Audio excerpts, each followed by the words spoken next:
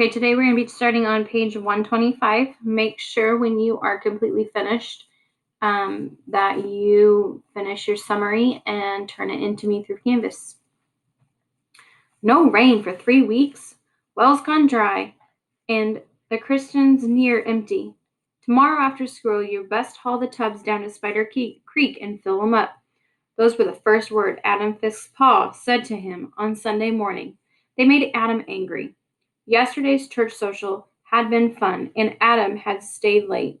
When he had gotten home, he'd hung his pants in the closet with the red spotted card still in his pocket, and gotten right into bed. He had woken on Sunday morning with all the fun still fresh in his mind. Now Pa had to ruin it all. "Do I have to?" Adam complained. "Everybody laughs at me when I drive the wagon through the town. And filling up all those tubs from the creek takes forever.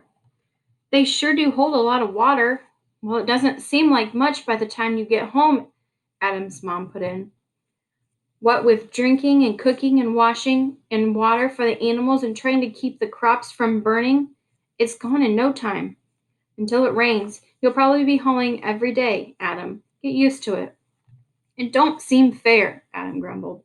"This is the only farm in Coventry where the well goes dry if it doesn't rain regular every 3 days. Besides, what would be the harm in getting water from the spring on Mr. Jenks' farm?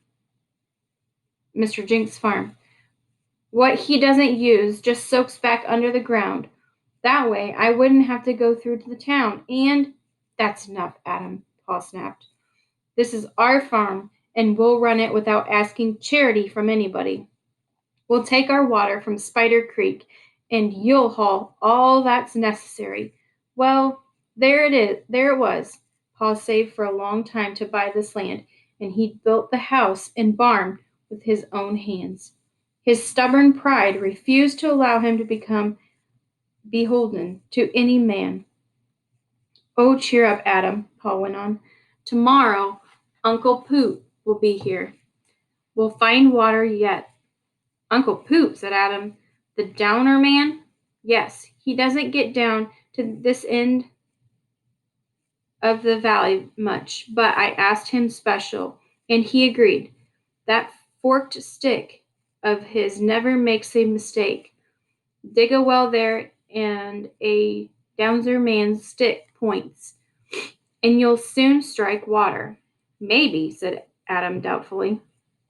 He couldn't believe that dowsing really worked. Most likely he'd been hauling water from Spider Creek for the rest of his life. After breakfast the next morning, Adam set out for school. On the way, he met Polly Kemp on the road. "Good morning, Polly," he called as he caught up to her. "After today, I've got a few days off before my finals tests start. What do you think of that, Juggarum?"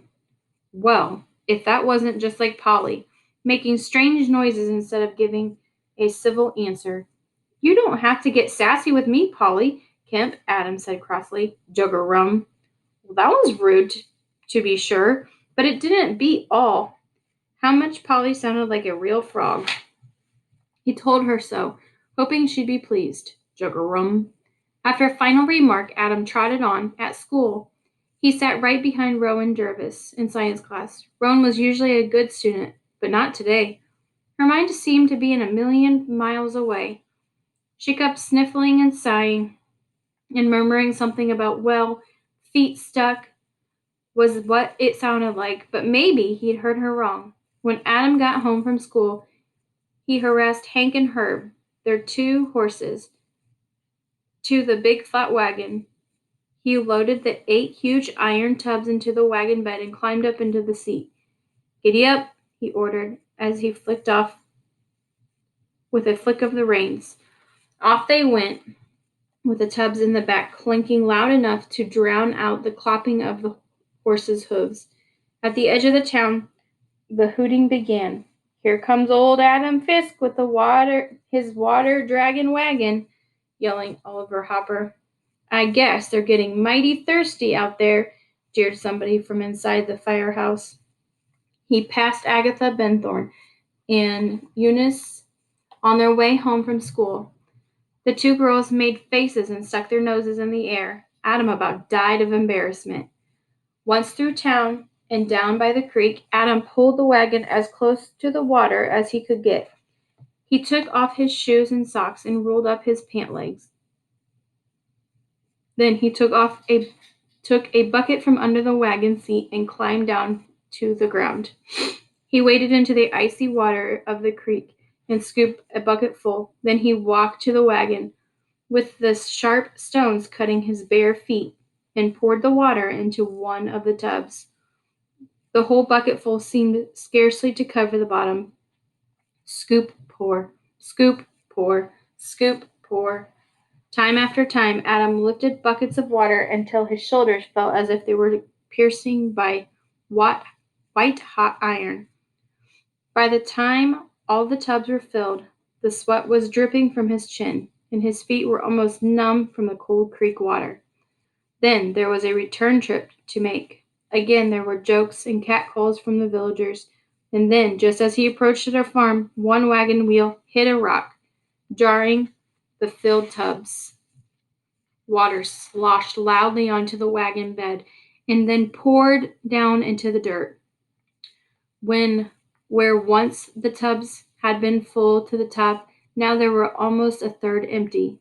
1/3 of Adam's work soaking into the dry earth. Cornsar, he muttered angrily. Pa was in the front yard, pacing back and forth next to his white-haired little man, who was slender as a reed and looked to be 100 years old. In each palm up fist, the old man gripped one prong of the forked applewood branch from 3 feet long. Their eyes were glued to the spot where the prongs met and formed a kind of pointer that shook silently as he walked. Stop and give the horse a rest, Adam, said Pa, as the wagon rolled up beside him. Come meet Uncle Poot. Darndest thing I'd ever seen, Uncle Poot muttered as Adam climbed down from the wagon. Seems like there should be water under this land, but I've covered every inch and the rod didn't twitch once.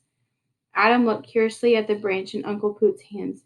It don't seem possible, Adam said, to find water under the ground with just an old stick. It ain't hard, Uncle Poot replied, for those of us who have the gift. The gift? The Downsing gift, boy.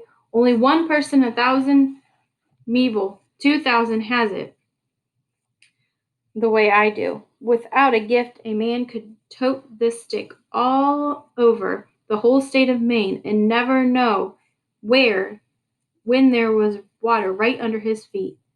But you can find water? Huh? Dang tootin' I can. When I walk over the underground stream holding the prongs, my dowsing rod, tauter ends of it will twist down and point to water like a fishing pole with a trout hits the lure. Are you ever wrong? Asked Adam. Does a stick ever point when there isn't any water? Never, said Uncle Poot. Why didn't I downs Luke Jenks as a well right in his backyard after he'd sunk 4 dry holes looking for water?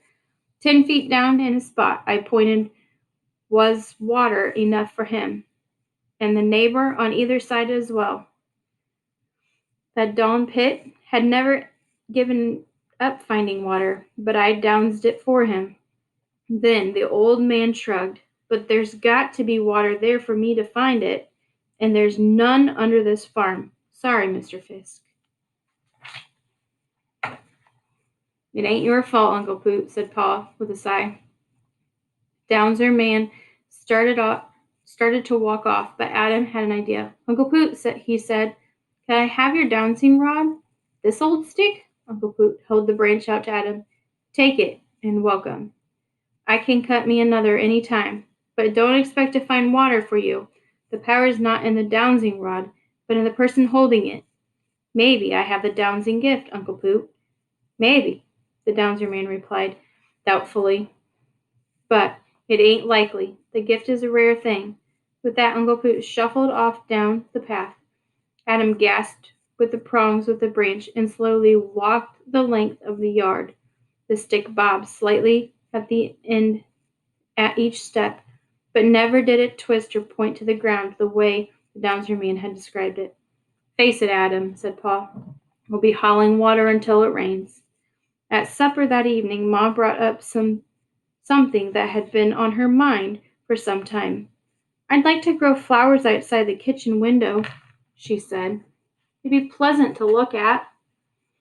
Flowers need a heap of water, said Pa. How about it, Adam? You'd be the one doing the hauling. At first, Adam felt like saying no, but one extra trip a week to the creek wasn't much more than he was doing already. And if it would make Ma happy, flowers would be the kind of pretty out there. He said, What kind were you thinking, Ma?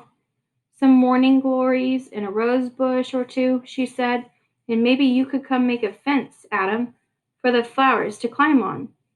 Now hold on, said Adam in a mock sternness. Flowers are one thing, but a fence is another, especially if I've got to make it.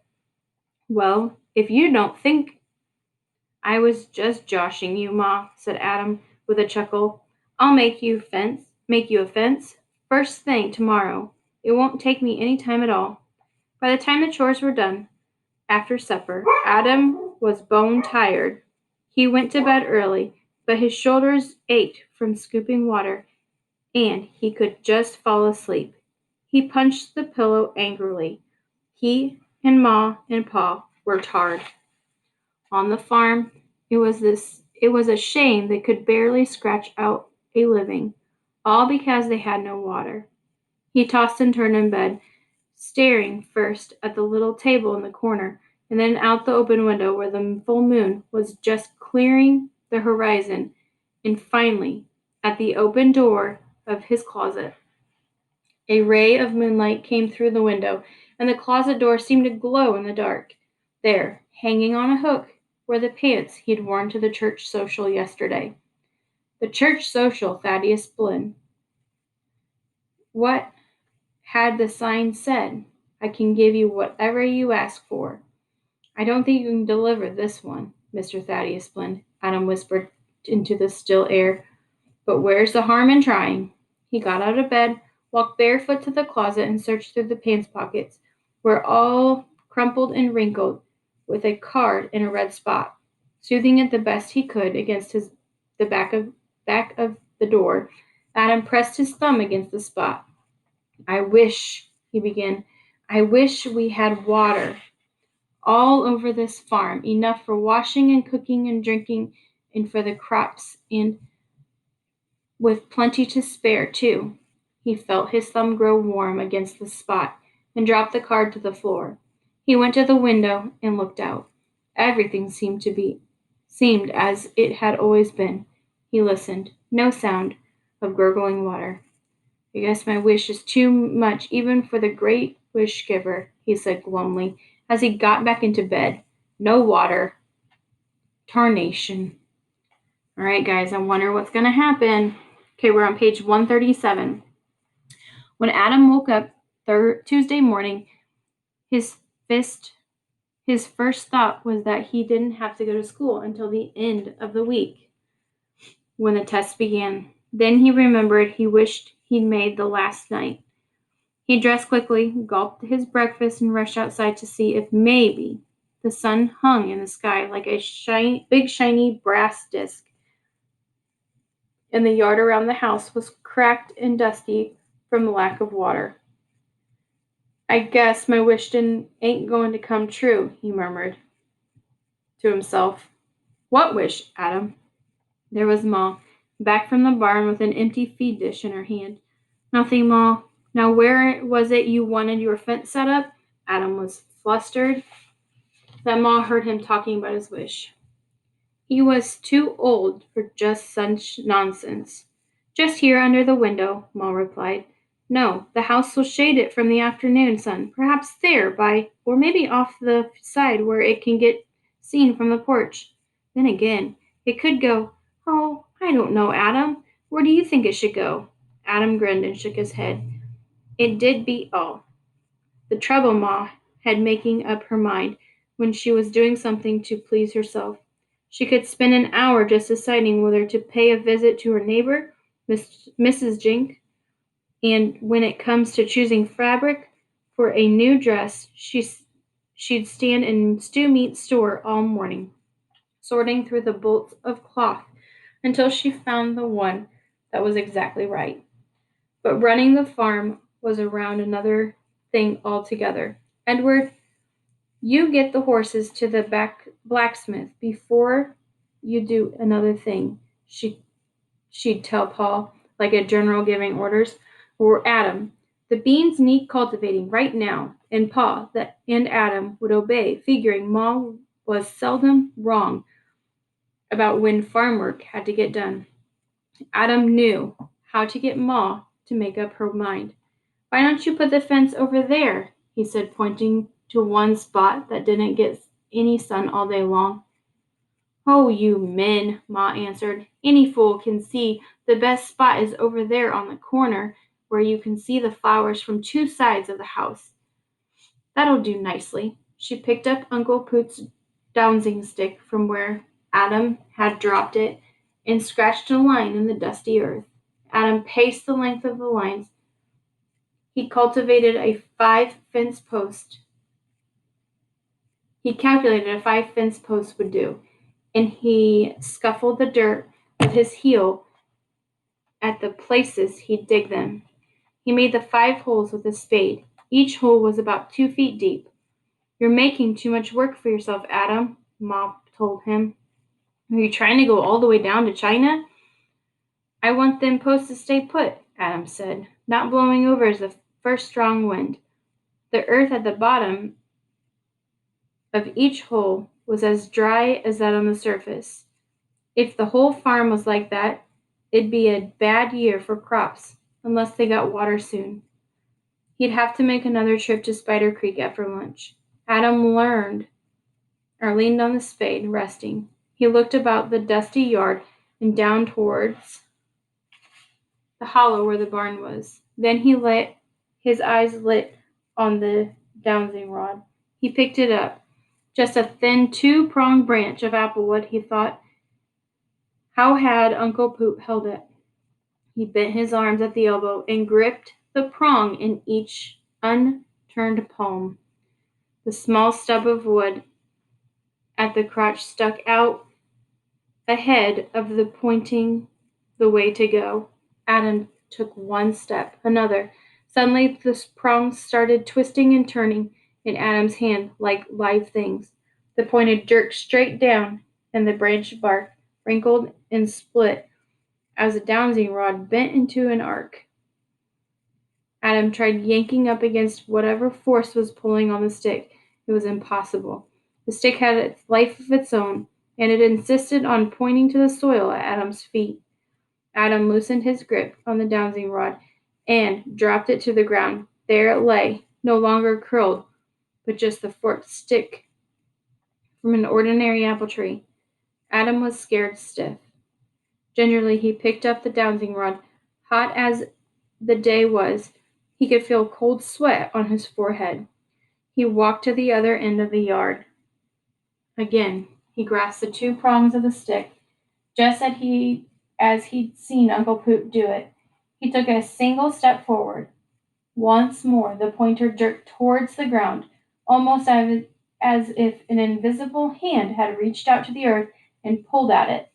Adam could feel the skin on his hands being rubbed raw. With a mighty effort he hurled the stick from himself, watching it turn into a lifeless bit of wood in midair. Uncle Poot's words popped into Adam's head. When I walk over an underground stream, holding the prongs to my dowsing rod, to other end of it will twist down and point to water like a fishing pole when the trout hits the lure. Adam gasped. He had the dowsing gift himself, or did he? The yard all around him was dry and parched as it had ever been. There couldn't be water under there. So what caused the dowsing rod to jerk in point? He decided to try again. The branch began to twist in his hands, and as soon as he took his first step with it, he crisscrossed the yard several times. Wherever he went, the stick yanked itself towards the ground like a pointing finger. Ma! Adam dropped the rod and ran pell-mell towards the house. "Ma!" Mrs. Fisk came to the kitchen door. "What are you howling at, Adam?"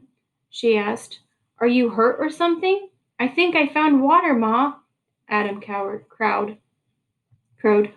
"Under water, the whole yard. The dowsing rod points down wherever I go." "Then why didn't Uncle Poot find it yesterday?" Moth replied with a snort. "All the water on this farm wouldn't give a cricket a good drink. Get inside and put plates out, Adam. Pa'll be here directly, and he'll be hungry." "But, Ma, only water can make the rod bend that way," said Adam. "Uncle Poot said so." "You're talking nonsense, Adam. I think the heat's got to you. Go in the parlor and rest. I'll get things ready." "But—" "That's enough. Do as I say." Adam plodded into the parlor. He wondered how he could get Ma to pop. He heard a sound like somebody'd taken a huge cork out of a gigantic bottle. Then there was another sound. This one, a wet, liquid hissing. Psh! Adam heard another sound a second time. Pop, psh! And a third, a fourth, and a fifth. Pop, psh! Pop, psh! Pop, psh! Before he'd even had time to wonder what had caused the strange noise, his mother called loudly, "Adam, close the windows in there. Heaven be praised, it's starting to rain." Through the parlor windows, Adam saw the parched yard and a clear blue sky and the fiery ball in the sun. "It sure ain't raining on this side of the house," he yelled back. Then he heard the hissing. "Shh! Adam, come help me. The curtains are getting soaked." He ran to the kitchen. Large drops of water were splattering in through the open window. Over the sink, he could hear water drumming onto the roof and gurgling through the gutter pipes. "It's on its way to the big cistern in the cellar." Adam dashed out onto the back porch. He couldn't believe what he saw. From each of the fence post holes he'd dug, water was gushing forth as it spewed from a fire hose. Up, higher than the house. The silvery liquid spouted, forming 5 columns that glistened in the sunlight, caught them. At the top of each column, the water spread out in all directions, so that they appeared to be in 5 watery umbrellas at the corner of the house. "Water!" Adam cried as he ran under the falling drops. Then he stood, getting soaked and skinned, laughing out loud. "Water!"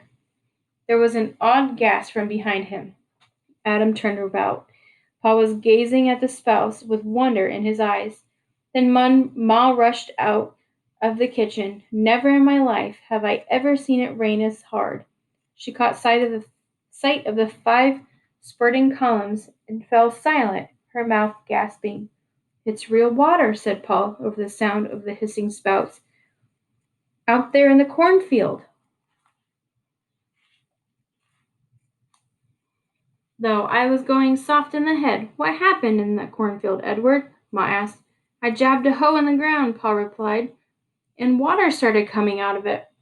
Now just running along the ground, but shooting right up in the air like those spouts, but nowhere near as big. I thought I was addled from too much sun or else coming down sick. Anyhow, I poked another hole, and water came up out of that one, too. In all my life I'd never saw the like of it. It can't be happening. It just can't be." "But it is," cried Adam.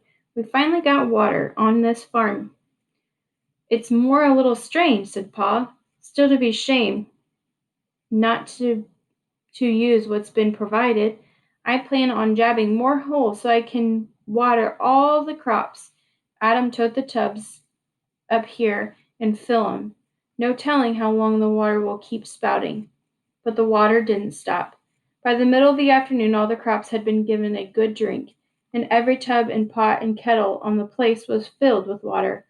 Runoff from the gutters had filled the big iron cistern in the cellar, and Adam had to unhook the pipe that led inside so the water wouldn't run off into the yard.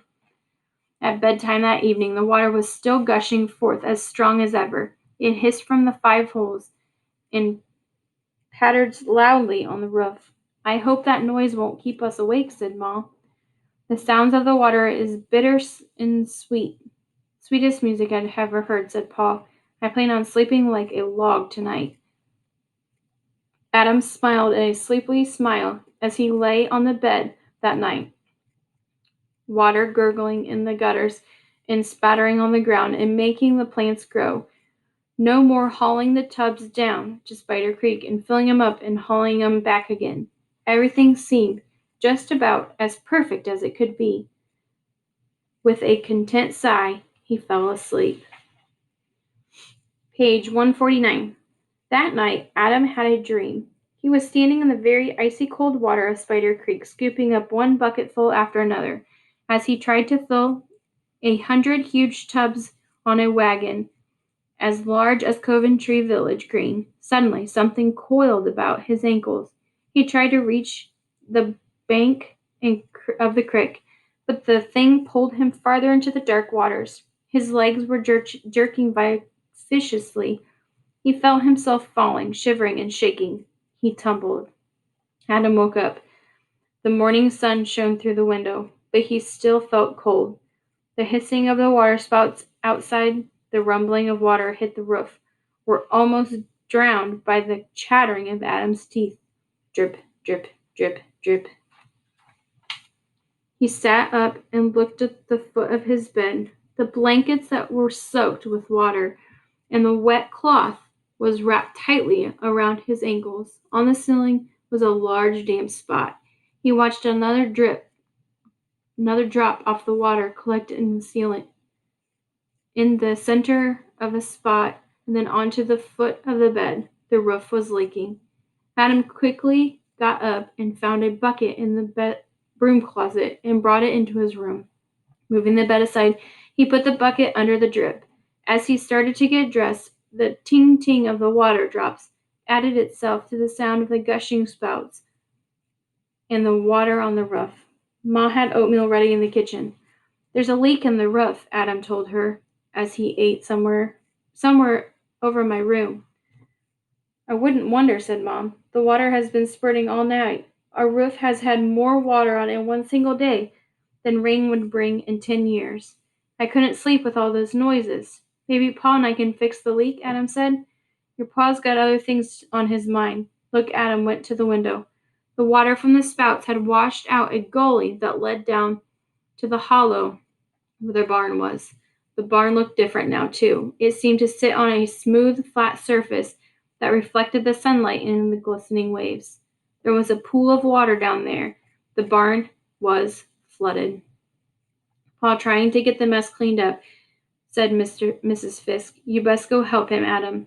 If the water doesn't stop soon, I don't know what's to become of us." Adam pulled on his high boots and then splashed his way to the barn.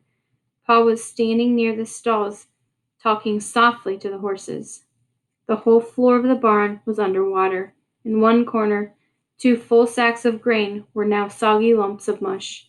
The ducks seemed happy enough, paddling about from the stalls to the granary to the threshing flood of the squadron of tiny boats and quacking joyfully. The chickens perched on the edge of the hayloft, where Pa had set them. They ruffled their soaked feathers with furious clucks and generally acted as mad as hens, as mad as wet hens. First, Pa told Adam, "You take the horses to Jenks' farm while I see if there's any of the grain is dry enough to be worth saving. Then we'll carry the tools and such to the hayloft. That's well above the water for at least now." The work in the barn took most of the morning. Pa had moved all the dry grain by the time Adam got back from the Jenks farm. The 2 of them rescued most of the large tools from the steady rising lake in the barn. But many of the smaller things, chains and snaffles and the cleaves and such, were lost beneath the water. "I guess we've done all we can," said Pa finally. "But those spouts by our house are going to going as strong as ever, and the water's coming out of the holes I poked in the field doesn't show signs of quitting either. It's surely odd how the water just keeps coming and coming. The whole farm is drenched. The crops won't die, will they? Adam asked fearfully. Hard to tell, Paul answered. Right now, they're just getting a good drink, but they'll eventually be drowned or rot if the water doesn't stop. It does beat all how the water just on one place. Once it reaches the end of our land, it just disappears down in the ground. But what do we lose? But what do we do if we lose our crops, Pa? We'll make do somehow. Right now, I've got more on my mind than a few bushels of corn. Like what, Pa? What could be worser than having the crops die? Adam wondered. Look there, Adam. Do you see all the higher ground around the house, the barn? Our buildings are down in a kind of hollow, and if the hollow fills with water, Pa, Adam gasped, we'll be living in the middle of a lake. Pa nodded. If the water doesn't let up in the next day or so, the only thing that'll be comfortable and is our front parlor is the fish. I figure we're staying put as long as possible. We might just have to leave the farm before we're drowned out. Leave the farm, Pa? That'd be awful. We won't have much choice unless the water lets up. And don't carry on so. I bought this farm and I can buy another. I'll take a few lean years while we save up the money. But we've seen bad times before, and I guess we'll weather this one all right. Then Paul waved a warning finger. Not a word to Ma about this, Adam. No sense getting her upset just now. Maybe the water will stop. We'll have done all the worrying for nothing. But the day wore on, the water kept gushing up and out of the ground. Every few minutes, Adam would peek out of the kitchen window. Then the pond around the barn was deeper every time he looked up. It crept closer and closer to the house, like some hungry monster. Towards the middle of the afternoon, Adam looked out and saw a small knot of people standing on the high ground overlooking the house and barn. Pa, he said, folks are coming out of town to see what's going on. I reckon I'd do the same if I were one of them, said Pa in a tired voice. Go out and see 'em, if you like, Adam. I'm weary from all the work this morning. I just sit here and keep myself company. Adam wanted to find out what other people thought about the spouting water. As he walked up the hill to the higher ground, he heard Jonah Colby, the station master, arguing loudly with Wilbur Baldwin, who taught science at the high school. Mr. Colby was used to winning his arguments. Cornsarn it, Wilbur, he was saying. You can talk until you're blue in the face about underground rivers and rock statras and all that rubbish, but how in tarnations do you explain them things? He poked a finger in the direction of the 5 spouts. Wells called artisan wells sometimes come up, began Mr. Baldwin. I don't give a hoot if every artisan in this world has got a well, interrupted Mr. Colby with a crackling laugh. There's nothing in any of your almighty science books to explain how water can be shooting up out of the ground like that. Admit it. Here's one thing you don't know beans about. No, I don't know, replied Mr. Baldwin, but that doesn't mean. Maybe we're just seeing things, huh? Maybe them things ain't really there, flooding out the barn. Then Mr. Colby dug his elbow playfully into Mr. Baldwin's rib. Or how about this, Wilbur? Maybe it's magic. At the word magic, Adam's stomach seemed to turn to jelly. The church social, Thaddeus Blinn, the wish card. He remembered all of these. Just as clearly, he suddenly remembered his own wish. I wish I had water all over this farm, all over this farm. That's what he said. But he'd only met Adam. Is that Stephen Henson, the blacksmith? Sven was more than 6 feet tall and thick and hard as a full-grown oak tree. Once Adam had seen him lift 2 steel anvils off the ground without even sweating. Is all that water giving you and your pa trouble, Adam? Sven asked. Adam nodded his head. You want I should cap them spouts so you don't get no more water? Could you really do that, Mr. Henson? Adam couldn't believe there was a way to turn the spouts off. Sure, I show you. Sven took mighty strides towards the house with Adam trotting close behind. The blacksmith found a wash tub on the back porch. This is just do fine, he said. Sven walked to the nearest spouting column, paying no attention to the water that was pouring down on him. He lifted the tub high above his head. Yah! Sven's shout rang in Adam's ears. As the blacksmith brought the tub down over the spout, he leaped onto the tub's bottom and raised both hands over his head. Look there, called somebody on the hill. Sven Henson has capped the first spout. Now there were only 4 more columns of water. Come, you people, Sven ordered. You drive stakes deep into the ground and around the tub. Then you tie down the tub with ropes, and before anyone could obey, a rumbling came from deep underground. Sven, still standing on the tub, began to rise into the air. Water shot out of the ground, pushing the tub higher. The blacksmith was above the porch roof before the tub slid off of the column water. Both Sven and the tub came crashing back to earth with a thud and a clang. Mr. Henson, cried Adam in alarm. Are you all right? Sven sat up, looking about, shook his head, and got to his feet. I just get wind knocked out of me, he said. But that water's powerful strong. Adam, I'm strongest man in Coventry. If I can't put cap on dem spouts, nobody else can do it neither. Sadly, Adam made his way back to his house. For the rest of the day, he and Ma and Pa sat without saying a word, simply watching the water come closer and closer. They all knew the farm was good as lost, but nobody wanted to talk about it. By supper time, Adam had worked up his courage to tell Paul about the terrible wish he'd made. Paul, he began, when I was at the church social last Saturday, I saw a little man in a white suit. He told me. Adam, be still, ordered his mother sharply. Your pa's in no mood to hear about your flavorous ongoings. But that's enough, Adam. Ma whacked his wrist hard with her teaspoon. Adam couldn't remember another time when Ma had struck him in anger. I'll be quiet, Ma, he said.